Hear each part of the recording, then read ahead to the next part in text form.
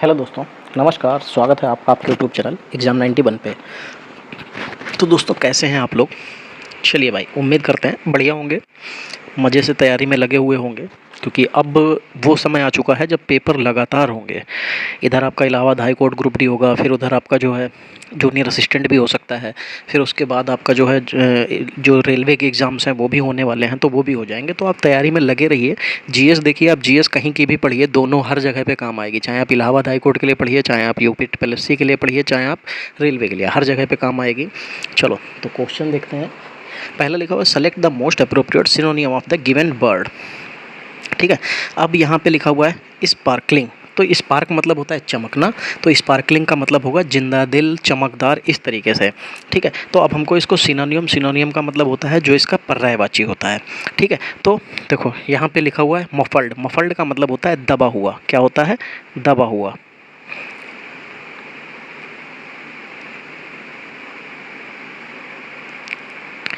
ठीक है, क्या होता है? दबा हुआ।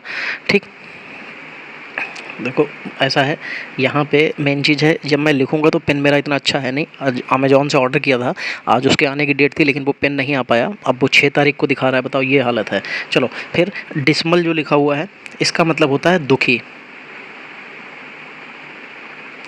ठीक है, इसका मतलब होता है दुखी। फिर ग्लीमिंग, ग्लीमिंग का भी मतलब होता है चमकना। क्या होता है? चमकना होता है। ठीक, या चमकता हुआ। ठीक, फिर अनएक्साइटिंग का मतलब जो रोमांचहीन होगा, रोमांच नहीं होगा जिसके अंदर। चलो क्वेश्चन नंबर 2 क्या लिखा हुआ? Select the most appropriate option to fill in the blank. ठीक, यहाँ पे लिखा हुआ the first printed of this book came in 1933। तो यहाँ पे जो है बुक क्या होती है? बुक पब्लिश की जाती है। क्या होता है? पब्लिश की जाती है। अगर बुक के पब्लिशन की बात होगी तो उसके क्या होते हैं? उसके संस्करण आते हैं, यानी कि एडिशंस आते हैं। तो यहाँ पे आपका फर्स्ट क्वेश्चन हो जाएगा कि क्या हो जाएगा कि the first printed edition of this book came in 1933। चलो, कि मतलब उस किताब का जो संस्करण है वो आया कब था? 1933 में। चलो question number 3 the following sentence has been. कुछ नहीं आपको देखना है, हमेशा देखो समय कैसे बचेगा, आपको ये देखना है क्या कहा उसने, एरर बताना है। अगर कोई एरर है तो ठीक, नहीं तो हमको जो है ऑप्शन उस हिसाब से लेना है, नो एरर वाला। क्या लिखा हुआ है? his successful as a lawyer grew so fast that he soon had enough money to buy a house। तो देखो यहाँ पे his successful, अब या तो his सक्सेस होना चाहिए था, तब तो ठीक था, लेकिन अगर यहाँ पे सक्सेसफुल है, ये एडजेक्टिव होता है, और जो his होता है वो होता है पजेसिव डिटरमाइनर। तो यहाँ पे अब his के साथ सक्सेसफुल तो एडजेक्टिव तो नहीं आ सकता, तो यहाँ पे इसके साथ नाउन आना चाहिए था। क्या होना चाहिए था? कि his सक्सेस। ठीक है, तो यहाँ पे सक्सेसफुल की जगह पे हमको सक्सेस करना चाहिए था। देखो पहले में ही जब गलती मिल गई तो आसानी से आप पकड़ सकते हैं, क्योंकि हिज जो है वो क्या है? पजेसिव डिटरमाइन, उसके साथ हमेशा जो है क्या? नाउन आना चाहिए था, ना कि एडजेक्टिव। तो सक्सेसफुल नहीं, यहाँ पे सक्सेस होना चाहिए था, तो गलती यहाँ पे आपके फर्स्ट वाले ऑप्शन में हो जाएगी। चलो 4 number select the most appropriate option to fill in the blank. फिर देखो क्या लिखा हुआ है, consumers are not ready to purchase this citrus fruit at such a price. तो अब एक बात बताओ, वो जो है ये जो फ्रूट है इसको नहीं खरीद सकते। क्यों? क्योंकि क्या होगा? उसका प्राइस क्या होगा? प्राइस क्या होगा? हाई होगा ना, हाईएस्ट तो नहीं होगा। हायर, हाईली, ये सब जो है ये सब नहीं हो सकते। ठीक है, ये क्या है? हाईएस्ट, ये सुपरलेटिव डिग्री है, आपको पता है। ठीक है, और जो हायर है वो कंपैरेटिव डिग्री है, हाई की ही है। हाईली ये एडवर्ब है, तो ये भी नहीं। तो आपको यहाँ पे सिर्फ वर्ब लेनी है, जो वर्ब नहीं, सॉरी, नाउन लेना है। क्या होगा? ऊंची कीमत, यानी कि हाई। तो हाई यहाँ पे आपको लेना पड़ेगा। Select the correctly spelled word. अब देखो अभी देखो ये करेक्टली स्पेल्ड वर्ड याद कर लो कि जो करेक्टली स्पेल्ड वर्ड हैं हमारे इस तरीके के पेपर में बहुत आपको देखने को मिलेंगे, खासकर इलाहाबाद हाई कोर्ट में आपको ये करेक्टली स्पेल्ड वर्ड हो गए, या आपके जो फिल इन दी ब्लैंक्स में जो मिस स्पेल्स दे देते हैं वो, तो इस तरीके की चीज़ें आपको बहुत देखने को मिलेंगी। ठीक है, ये लिखा है सिमल्टेनियस का मतलब तो एक साथ हुआ, मतलब एक साथ जो काम होता है उसको बोलते हैं सिमल्टेनियस। अब इसकी स्पेलिंग क्या होती है? SIMULTANEOUS होता है। और ये आपको कहाँ पे दिखाई देगा? तो आपको ये फर्स्ट वाले ऑप्शन में ही दिखाई दे रहा है। तो आपका आंसर क्या हो जाएगा? ये ठीक है, इसका मतलब होता है कि एक साथ हुआ, क्या हुआ, एक साथ हुआ। 6 नंबर देखो, select the most appropriate antonym of the underline. अब एंटोनियम का मतलब होता है बिलोम, तो बिलोम देखना है किसका, कंसोल का। कंसोल का मतलब क्या होता है, आपको जब तक इसका मतलब नहीं पता होगा आप इसका आंसर नहीं दे पाएंगे। ठीक है, तो कंसोल का मतलब होता है सांत्वना देना। ठीक है, क्या देना, सांत्वना देना। ठीक, चाहो तो आप लिख लो,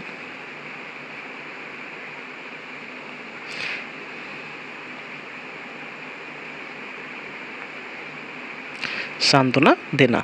अब इसका अगर आप किसी को सांत्वना दे रहे हो तो फिर इसका विपरीत क्या हो जाएगा, उसको बहुत ज़्यादा परेशान करना, उत्तेजित करना, क्योंकि सांत्वना करने का मतलब शांत करना होता है, और फिर इसका उत्तेजित करना। तो एगिटेट का मतलब क्या तो हो जाता है, किसी को उकसाना होता है, उत्तेजित करना होता है। ठीक, ये जो सैटिएट लिखा हुआ है इसका मतलब तो संतृप्त करना।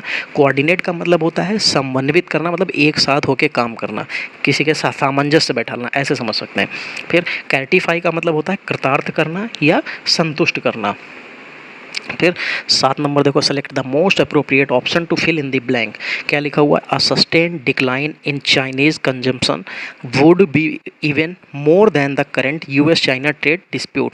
तो देखो, डिस्प्यूट का मतलब होता है जो विवाद होता है। ठीक है, जो मतलब यहाँ पे जो बात की जा रही है वो यूएस और चाइना का जो व्यावसायिक विवाद चल रहा है उसके ऊपर बात हो रही है।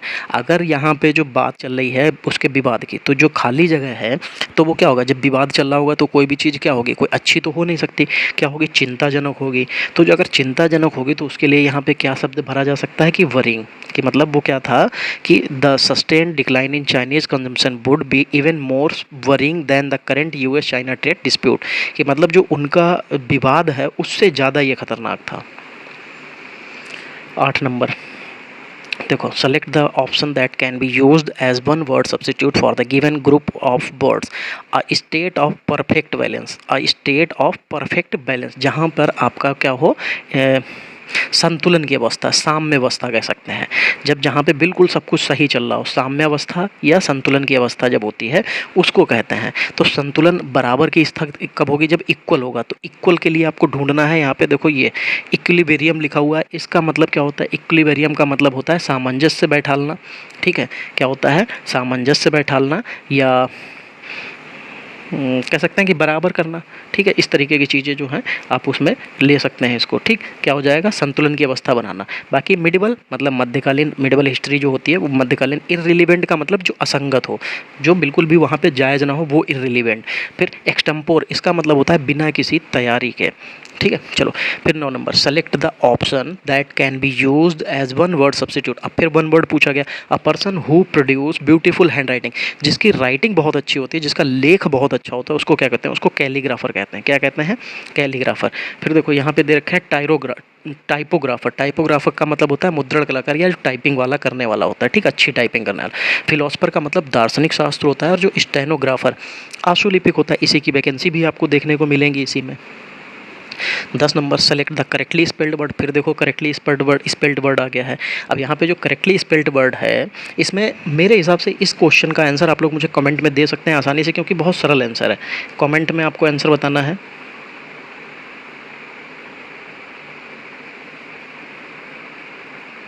ठीक है, इसका आंसर आप लोग मुझे कमेंट में ज़रूर बताना। ठीक, इस वाले का,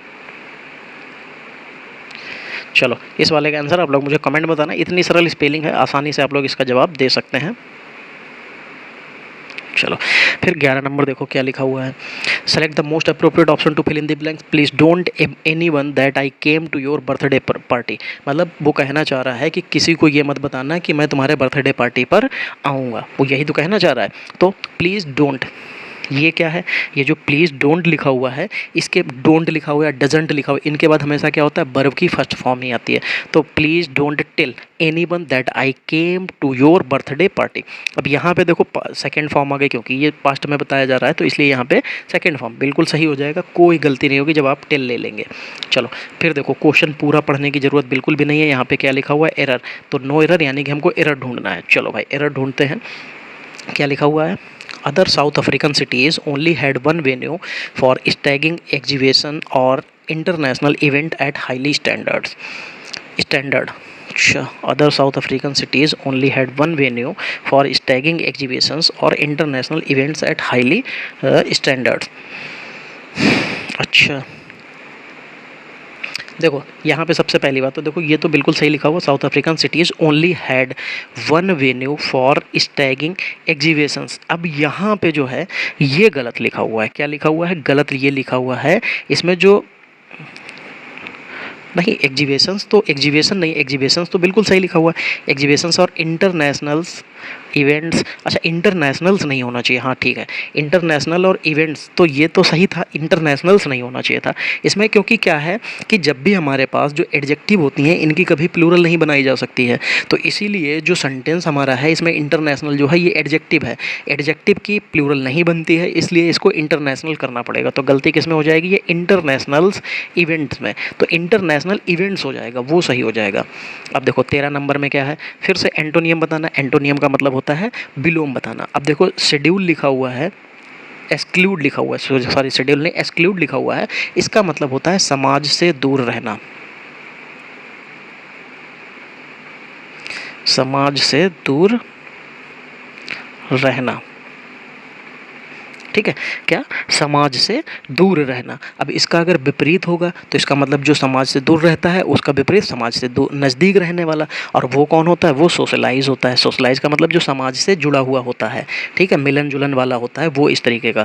फिर देखो आइसोलेट, अभी आपको पता है जब अभी थोड़े दिन पहले ही क्या चल रहा था यहाँ पे, कोरोना चल रहा था, कोरोना में सभी लोग आइसोलेट हो गए थे, मतलब क्या होता है? अलग हो जाना। फिर कन्फाइन का मतलब होता है सीमित करना, तंग करना, और ब्लिंक मतलब होता है पलक झपकना। चलो आगे बढ़ेंगे, 14 नंबर देखेंगे क्या लिखा हुआ है, पार्ट ऑफ द सेंटेंस। मैंने क्या कहा था, पूरा पढ़ने की जरूरत नहीं, बस आप लास्ट लाइन देखो क्या लिखा हुआ है, एरर और नो एरर। चलो तो 14 नंबर देखो क्या लिखा हुआ है, my sister called me for my lunch hours to tell me that she was getting married. ठीक, अब यहाँ पे इसमें तो कोई आपको वैसे करके कट कट करके तो दिया नहीं है, तो आपको ही ढूंढना पड़ेगा, ठीक है। तो आपको ये देखना पड़ेगा कि इसमें नो एरर, आप अभी इसको साइड रखेंगे। Lunch to tell me that see, इसमें तो कोई गलती नहीं दिख रही। My sister called me for my, अच्छा तो यहाँ पे दोस्तों देखो ये माई की ही गलती दिख रही है, क्योंकि माई की गलती इसलिए होगी कभी भी हमारे पास अगर ड्यूरेशन टाइम होता है, जैसे morning, evening, afternoon, lunch, hours, ये जितने भी ऐसे टाइम होते हैं, इनसे पहले हमेशा एक प्रीपोजिशन का इस्तेमाल होता है। वो कौन सी प्रीपोजिशन होती है? वो होती है इन का प्रयोग, ठीक है। तो इसमें जो सेंटेंस बन जाएगा वो कुछ इस तरीके से होगा, my sister called me to, किस कॉल्ड मी टू नहीं, हाँ प्रीपोजिशन इसमें टू थी, सॉरी फॉर लगा हुआ है, मैंने यहाँ पे गलत, ये फॉर प्रीपोजिशन लगा, इसको बदल देंगे, इसको किस में बदल देंगे? इसको इन में बदल देंगे, ठीक है। In my sister called me in my lunch hours to tell me that she was getting married, मतलब वो मुझे मेरे लंच आवर में, मेरे लंच के समय में, जो दोपहर का खाना था उसके समय में बुला के ये बताना चाहती थी कि उसकी शादी फिक्स हो गई है। चलो 15 नंबर, फिर यहाँ पे एंटोनियम मतलब विलोम है। एडमायरेबल का मतलब होता है जब आप किसी को मतलब प्रशंसा करते हैं, प्रशंसनीय होता है। क्या होता है? प्रशंसनीय, ठीक है। तो क्या हो जाता है, उसका एडमायरेबल का मतलब होता है प्रशंसनीय। अगर इसका विपरीत की बात करेंगे तो अगर कोई प्रशंसा करेगा तो बुराई भी करेगा, बुराई ही इसकी क्या हो जाएगी? ये विलोम शब्द हो जाएगा। तो ये लिखा ब्लेम बर्थी, ब्लेम मतलब आप समझते हैं ना, किसी के ऊपर दोष लगाना, तो बस वही ब्लेम बर्थी का मतलब निंदनीय हो जाता है। क्या हो जाता है? ठीक, निंदनीय हो जाता है। चलो 16 नंबर देखो, select the most appropriate meaning of the given idiom. चलो इडियम देखो क्या हो जाएगा, पुल समवन्स लेग, मतलब किसी की टांग खींचना। ये तो आप सब लोग अपने ग्रुप में सभी लोग करते हैं। तो क्या होता है, अगर किसी की टांग खींचते हैं तो किसी को परेशान करते हैं, तो टीज समवन, ठीक है, किसी को परेशान करना। Select the most appropriate option to fill in the blank. क्या हो जाएगा, I home before she arrived. क्या हो जाएगा, मैं उसके पहुंचने से पहले मैं घर पहुंच जाऊंगा। तो पहुंच जाऊंगा के लिए क्या हो जाएगा, क्योंकि पास्ट में बात कर रहा है कि मैं पहुंच जाऊंगा, ठीक है। उसके पहुंचने से पहले, जब याद रखना है इस तरीके का सेंटेंस जब भी आता है तो हमेशा जो पहला सेंटेंस होता है वो पास्ट में बनता है। आई हैड लेफ्ट होम, मैं उसके घर पहुंचने से पहले मैंने घर छोड़ दिया था। 18 number, select the option that will be improve underline part. ठीक है, तो हमको इम्प्रूव करना है, जो अंडरलाइन पार्ट होगा उसको इम्प्रूव करना है। चलो भाई ढूंढो।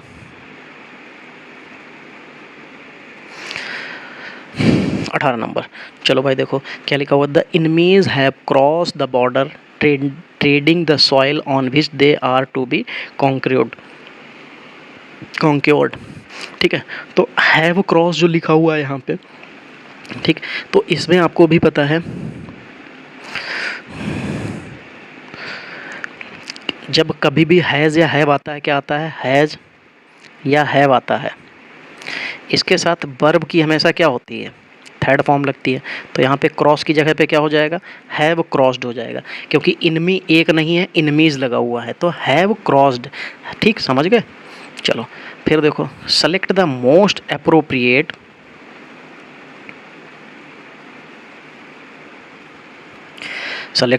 Appropriate सिनोनियम of the given word. Expository लिखा हुआ है, एक्सपोजिटरी लिखा हुआ है, इसका मतलब पूछा जा रहा है क्या होता है। एक्सपोज करने का मतलब क्या होता है, खोल देना है किसी को। ठीक है, तो ऐसे ही व्याख्यात्मक होता है, इसका मतलब क्या होता है, व्याख्यात्मक। ठीक, या वर्णनात्मक। अब इसका क्या पूछा था, सिनोनियम मतलब पर्यायवाची शब्द पूछा था, तो अब इसका भी पर्यायवाची जो होगा वो भी व्याख्यात्मक होगा, दृष्टांत देने वाला हो सकता है या खुले विचारों वाला भी हो सकता है। तो यहाँ पे अगर हम लोग इस तरीके से देखेंगे तो ये इलिस्ट्रेटिव जो लिखा हुआ है इसका मतलब होता है दृष्टांत देने वाला या व्याख्यात्मक। ठीक है, बाकी जो ड्यूबियस लिखा हुआ है इसका मतलब होता है संदिग्ध। क्या मतलब होता है, संदिग्ध मतलब होता है। आप लोग कमेंट में ज़रूर बताना क्या सभी के मीनिंग बता दिया करूं, देखो उसमें लगेगा थोड़ा सा समय। ठीक है, वीडियो थोड़ा सा आधा घंटे का हो सकता है। फिर इसका मतलब होता है बाध्यकारी। ठीक, फिर ये टेम्परामेंटल का मतलब होता है तुनुक मिजाजी। कहाँ पे लिखूं यार, चलो यहीं पे लिख देता हूँ। अरे मच्छर यार,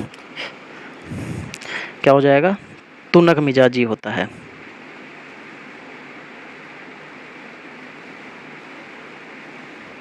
ठीक, तुनक मिजाजी। चलो 20 number, select the most appropriate meaning of the given underline. Underline की जो मीनिंग दे रखी है, ठीक है, ईडियम, उसका बताना है हमको। ईडियम क्या हो जाएगा, चलो क्या लिखा हो, I try to tell him to think of the good times that every cloud has a silver lining. क्या लिखा हुआ है, every cloud has a silver lining. इसका मतलब क्या होता है कि हर कठिन परिस्थिति का एक आशावादी पहलू भी होता है। ठीक है, तो आपकी जो कठिन परिस्थिति, कितनी भी कठिन परिस्थिति हो, उसका एक आशावादी पहलू भी होगा।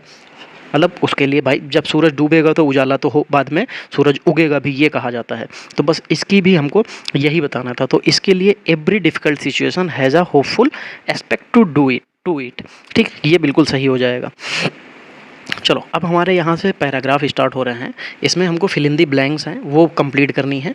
ठीक है, चलो तो देखेंगे 21 नंबर से, in a significant find the epigraph branch of the Archaeological Survey of India discovered the earliest epigraphy evidence so far for the Spatametric cult। चलो यहाँ पे ऑप्शंस पहले देखते हैं कि क्या क्या दे रखे हैं, फिर उस हिसाब से इसमें फिल किए जा सकते हैं। हैज़, आर, हैव, इज दे रखा है। ठीक है, चलो अब देखते हैं इसमें क्या क्या भरा जा सकता है।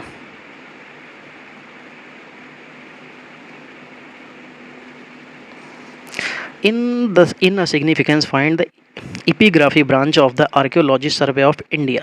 अब इंडिया दे रखा है तो उधर हैज़ वो दे रखा था, इज़, आर वो दे रखा था, तो उसके हिसाब से तो यहाँ पे हैज़ बिल्कुल सही हो जाएगा, क्योंकि इंडिया क्या है, सिंगुलर है, तो यहाँ पे सिंगुलर के साथ सिंगुलर वर्ब भी आएगी। ठीक है, तो हैज़ बिल्कुल सिंगुलर वर्ब हो जाएगी, तो ये परफेक्ट टेंस में आपका सेंटेंस बन जाएगा। आगे वाले भी देख लेते हैं क्या लिखा हुआ है। फिर ए, द, ऑन, एन लिखा हुआ है। अच्छा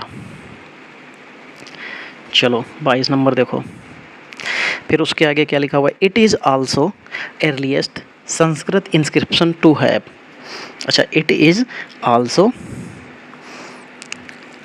एर्लीस्ट। अब एर्लीस्ट लिखा हुआ है तो ये सुपरलेटिव डिग्री हो गई। सुपरलेटिव डिग्री से पहले हमेशा क्या आता है, दा शब्द आता है। क्या आता है, दा आता है। तो चलो भाई उधर दा भर लेते हैं और हैज़ में भी लगा देते हैं।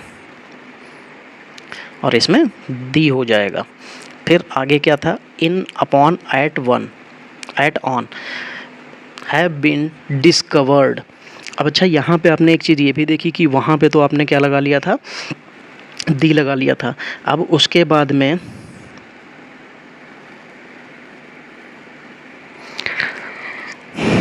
हैव बीन डिस्कवर्ड, अच्छा ऑप्शन क्या कहते हैं, साउथ अफ्रीका। अच्छा अब साउथ अफ्रीका के हिसाब से तो आप देखोगे तो यहाँ पे इन ही परफेक्ट मिलेगा, क्योंकि अपॉन हो नहीं सकता, एट हो नहीं सकता, ऑन हो नहीं सकता, तो किसी देश में हो सकता है, तो यहाँ पे ऑन आपका बिल्कुल सही हो जाएगा।